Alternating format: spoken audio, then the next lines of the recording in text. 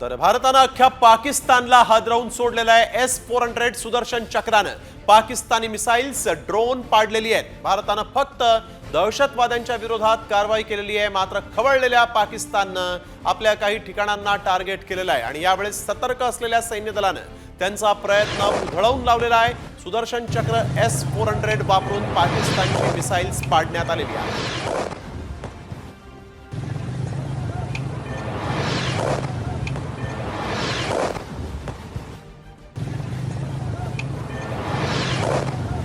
रशियाकडून खरेदी केलेलं S-400 2018 मध्ये ताफ्यात आलं होतं। भारताकडून प्रथमच S-400 यंत्रणेचा वापर झालेला आहे। 600 किलोमीटर पर्यंतचं लक्ष्य भेदतं S-400।